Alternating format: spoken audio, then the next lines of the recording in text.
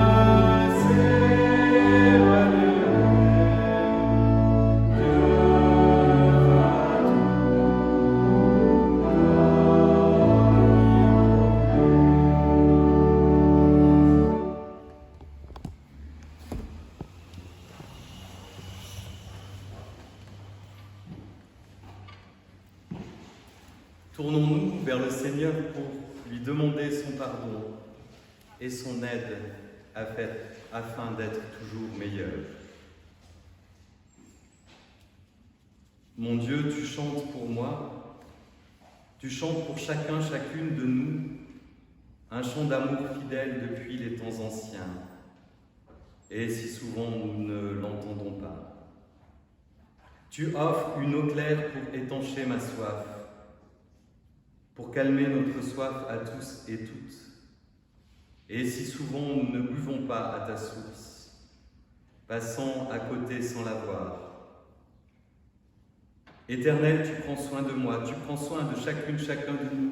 Et nous, si souvent, nous bousculons les autres pour leur prendre leur place, ou nous passons auprès de celui, de celle qui a besoin d'aide sans la voir ou le voir. Seigneur, jusqu'à quand mon pied sera-t-il boiteux? Viens toi-même retrouver en nous ce qui est perdu. Viens au secours de notre faiblesse et calmer nos peurs et nos souffrances. Amen. Et nous restons assis pour chanter Jésus le Christ, lumière intérieure. Jésus le Christ, lumière intérieure, 61-18.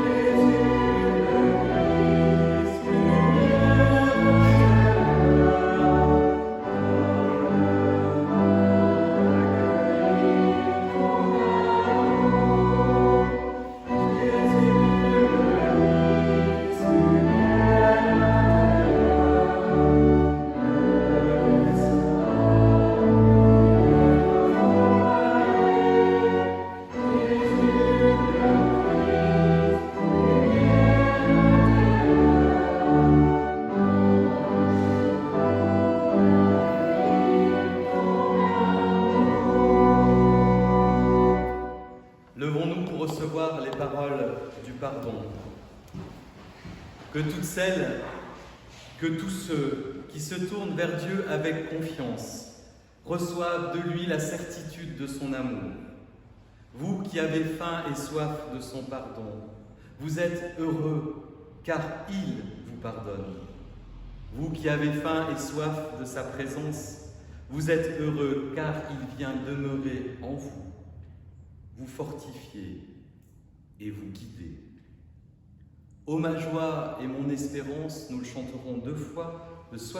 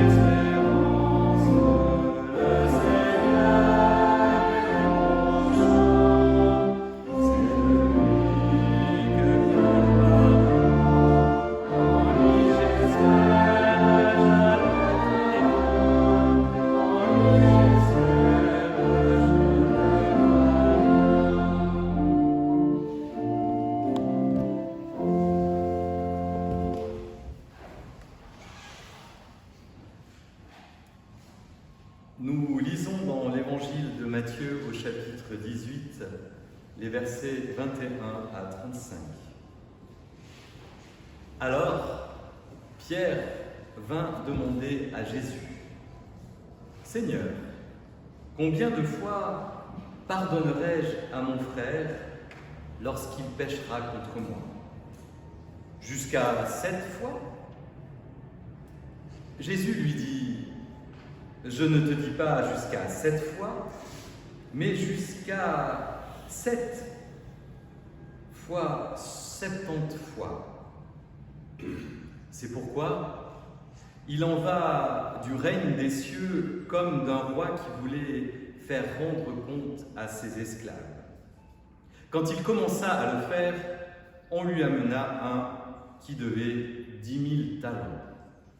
Comme il n'avait pas de quoi payer, son maître ordonna qu'on le vende, lui, sa femme et ses enfants, et tout ce qu'il avait, afin de payer sa dette. L'esclave tomba à ses pieds et se prosterna devant le maître en disant « Prends patience envers moi, et je te paierai tout. » Ému, le maître de cet esclave le laissa aller et lui remit la dette. En sortant, cet esclave trouva un de ses compagnons d'esclavage qui lui devait 100 deniers. Il le saisit et se mit à le serrer à la gorge en disant « Paie ce que tu dois ». Son compagnon, tombé à ses pieds, le suppliait « Prends patience envers moi et je te paierai ». Mais lui ne voulait pas.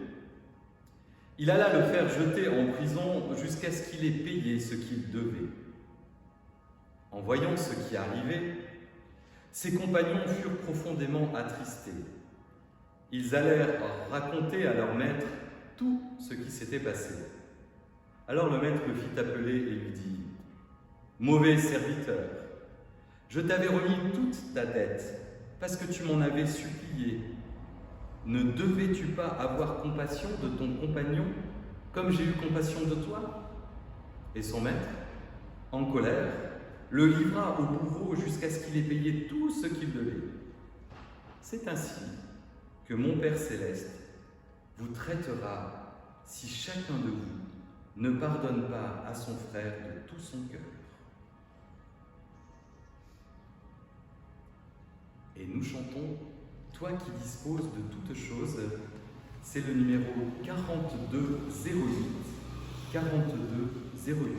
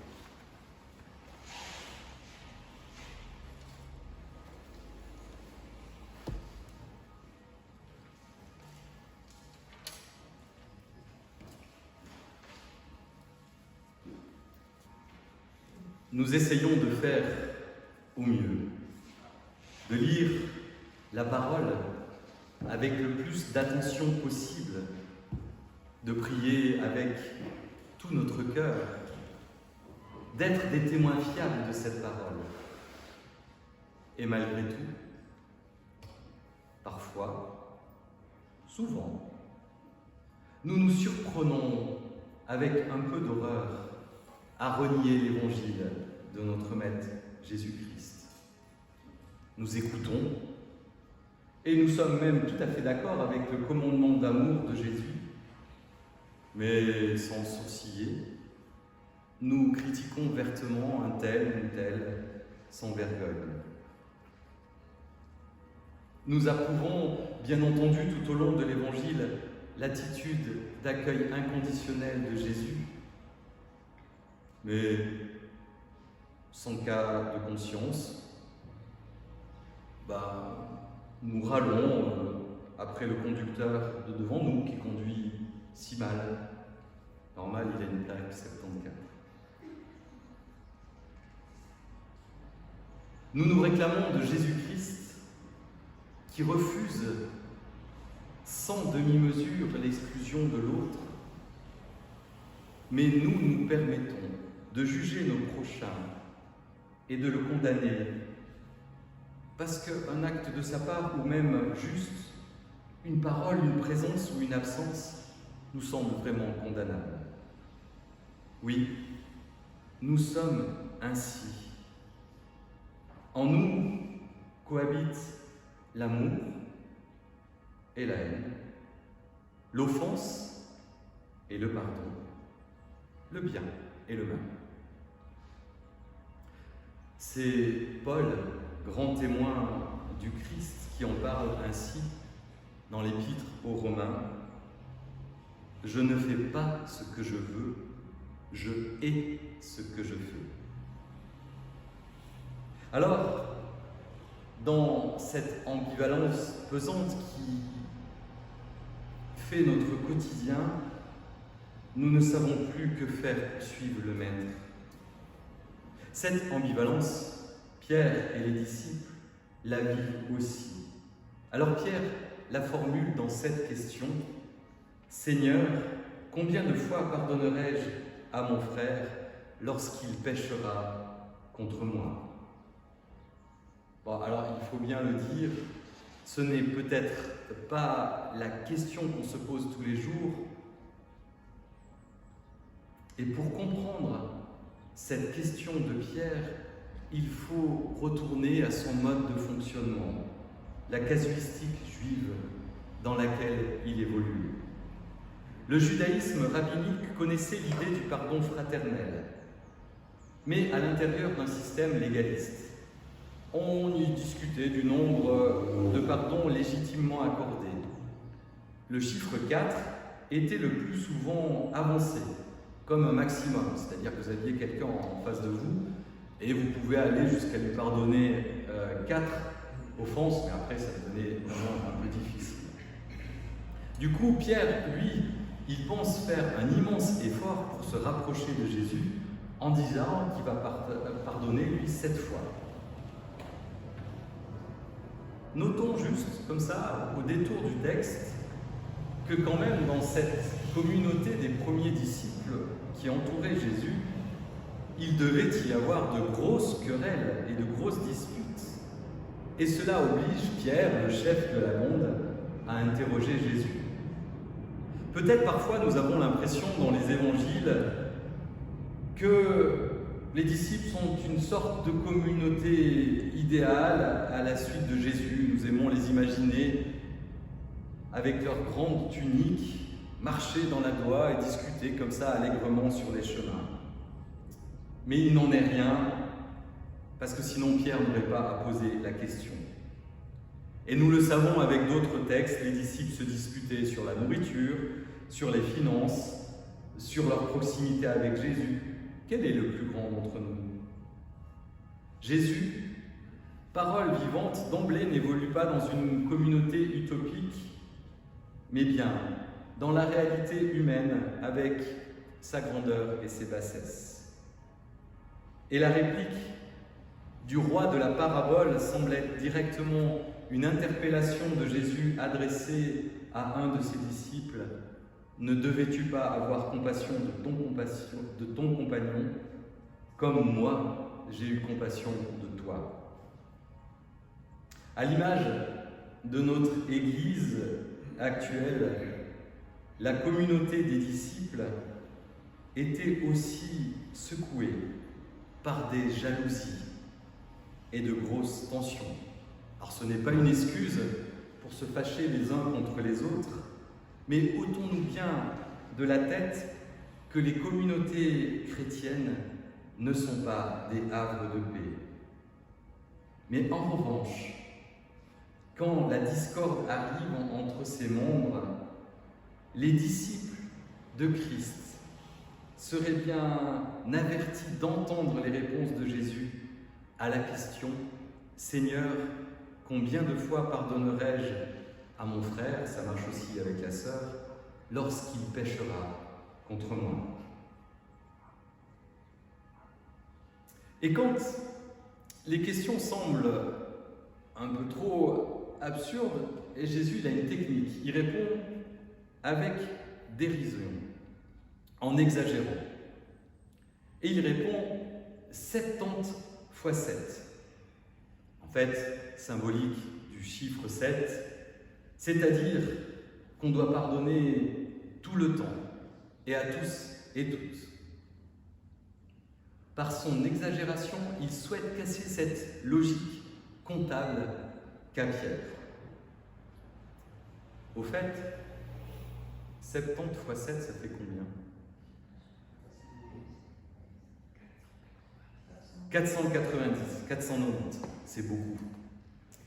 Jésus, en fait, ici, reprend un chant de l'Ancien Testament. Il reprend le chant de vengeance de Lamech en Genèse 4. Je le lis. Lamech dit à ses femmes, « Ada et Sila, écoutez ma voix. Femmes de Lamech, tendez l'oreille à mon dire. Oui, j'ai tué un homme pour une blessure, un enfant pour une meurtrissure.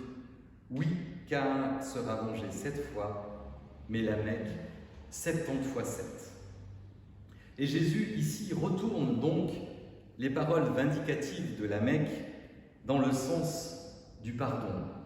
Et ce chiffre, 70 fois 7, signifie dans l'Ancien Testament que la vengeance de Lamech n'aura pas de fin, et par analogie, ici, dans la bouche de Jésus, le pardon dont il parle n'aura lui non plus pas de fin. Au cycle aliénant de la vengeance, Jésus oppose maintenant celui délivrant du pardon fraternel. Et il indique aussi que seul le pardon fraternel pourra établir l'Église naissante. Et pour poursuivre, Jésus raconte une parabole. Ce n'est pas la plus tranquille, vous l'avez entendu, c'est l'histoire d'un serviteur à l'attitude impitoyable. Ce dernier donc se voit remettre une grosse dette auprès du roi. Et juste après, il refuse lui-même de faire de même pour une toute petite dette avec un camarade. Et il le fait jeter en prison. Le roi est en colère et lui reproche de ne pas avoir appliqué à son camarade la clémence dont lui-même il a bénéficié. Et il le fait, hop, jeter en prison. C'est vrai que cette attitude du serviteur nous est intolérable. Mais finalement, regardons en quoi ce serviteur se fourvoie. Finalement, ce serviteur à l'attitude impitoyable n'a pas reconnu en son débiteur, à celui qui devait de l'argent, un autre lui-même. Et peut-être que lui ne se conçoit pas non plus comme un débiteur pardonné. Vis-à-vis de l'autre, il est juste un créancier. Il n'y a pas d'unité dans sa vie. En fait, la grâce qu'il a reçue par le roi ne l'a pas touché en profondeur. Il s'est juste réjoui d'un problème annulé. La parole du pardon semée en lui n'a pas vraiment germé. Et cette histoire nous place devant nos propres limites. Ces paroles de grâce et de pardon que nous entendons chaque dimanche, que nous aimons tellement, sont-elles transformables en pardon fraternel dans nos existences? Est-ce que je vis dans mes relations aux autres la vérité du pardon de Dieu? La réponse est abyssale. Moi, je le vis mi-figue, mi-raisin. Moi qui fais ce que mon cœur déteste et ne fais pas ce que mon esprit aimerait. Moi, si médiocre, parfois capable des pires pensées. Comment expérimenter par ricochet dans ma relation à l'autre que Dieu me pardonne vraiment? Et pourtant, c'est dans cette voie qu'il faut s'exercer de tout son âme, de tout son cœur. Déjà, il faut accepter le pardon qui vient de Dieu pour ensuite l'expérimenter. Et cette première étape n'est pas si évidente. C'est un état d'esprit, c'est une discipline à suivre, chacune et chacun de nous à son rythme. Dans cette parabole, Jésus exagère tout, les dettes, les sentences. Mais attention, ce n'est pas pour nous culpabiliser, mais ce chemin de pardon fraternel est véritablement un chemin de libération. Il y a la première partie, celle de l'acceptation du pardon. Parce que c'est difficile si on ne se sent pas pardonné, si on ne se sent pas libéré, de pardonner aux autres. Ne pas arriver à vivre de la grâce offerte ferme notre cœur à l'amour de l'autre. Le serviteur, lui, n'a pas su accueillir le pardon de son roi. Il n'a pas perçu aussi que ce pardon l'obligeait vis-à-vis de l'autre qui lui devait de l'argent. Comment arriver à vivre de cette grâce qui nous est donnée? La parabole souligne en fait les deux faces de la vie du disciple. D'un côté, nous trouvons la gratuité absolue du pardon divin qui fait que nous appartenons à cette Église du Christ. Et d'un autre, l'exigence solennelle du pardon fraternel qui fait que nous édifions l'Église du Christ. Et le pardon fraternel est la conséquence de l'accueil divin. Et il n'est surtout pas une condition de salut qui nous est donnée.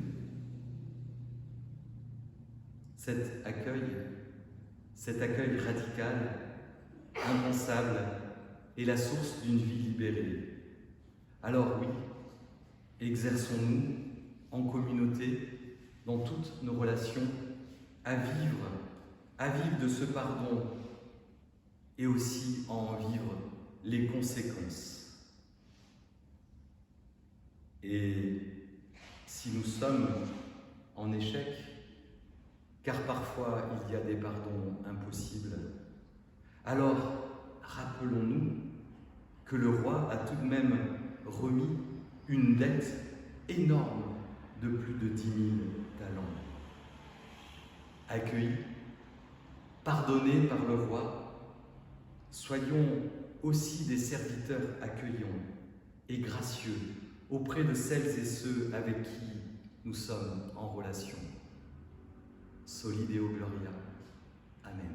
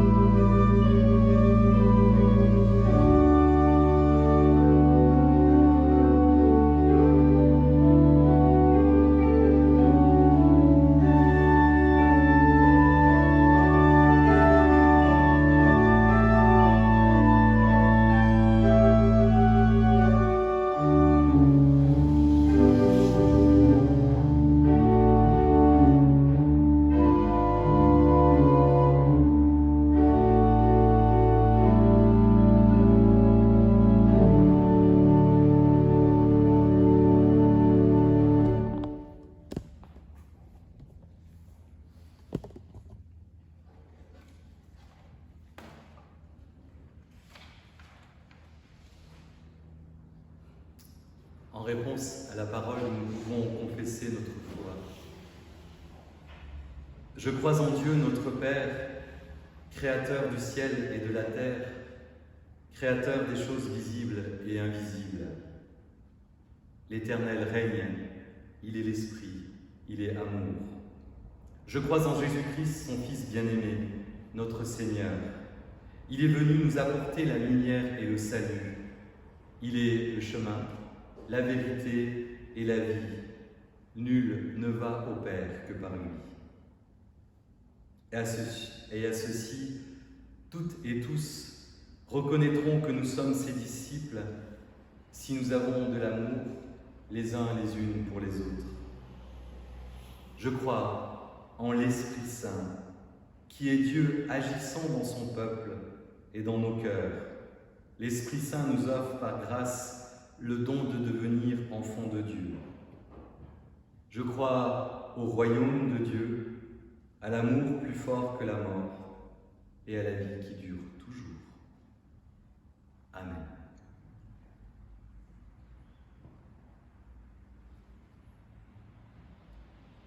Voici quelques annonces pour ce culte. Vous dire ma joie de enfin vous retrouver après cette longue pause d'été. Dimanche prochain, vous aurez la joie de célébrer avec Morissette sur les béatitudes, c'est ça? Super. Rendez-vous dimanche prochain à 10h. Nous nous levons pour chanter « Confie à Dieu ta route » au 47-04.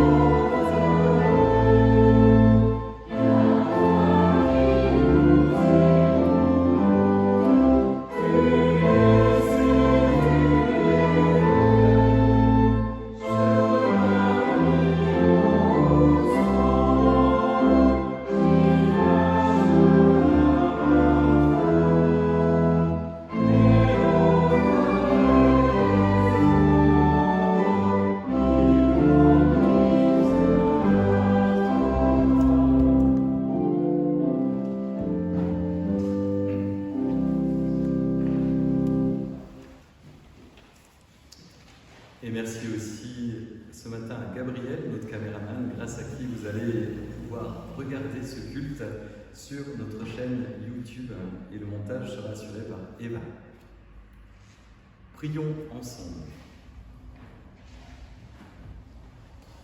Seigneur Dieu de paix, je te confie toute ma douleur et tu me donnes tout mon bonheur. Je te donne toute mon angoisse, tu me donnes la sérénité. Que mon âme te chante toute sa joie. Je te donne mon égoïsme, tu me donnes toute ta générosité. Oui, qu'elle te chante mon âme toute sa joie. Je te donne tout mon rien et tu me donnes tout ton tout. Dieu, quand tu donnes toujours en superflu. Je t'ai tout donné et tu m'as tout donné. Mais le tout de moi est si petit et le tout de ton amour est si grand.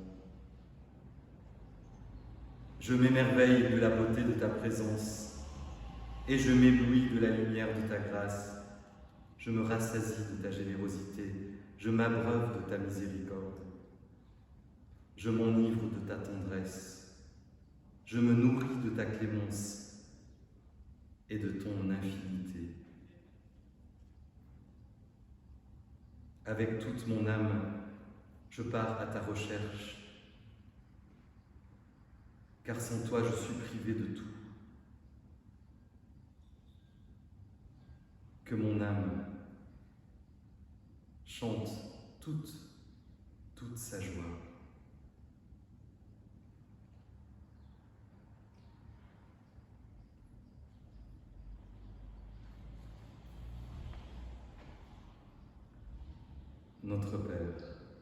Notre Père, qui es aux cieux, que ton nom soit sanctifié, que ton règne vienne, que ta volonté soit faite sur la terre comme au ciel.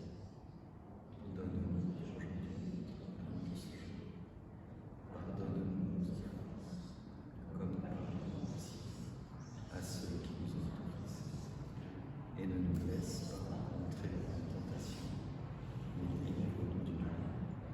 Car c'est à toi qu'appartiennent le règne, la puissance et la gloire, pour les siècles des siècles. Amen.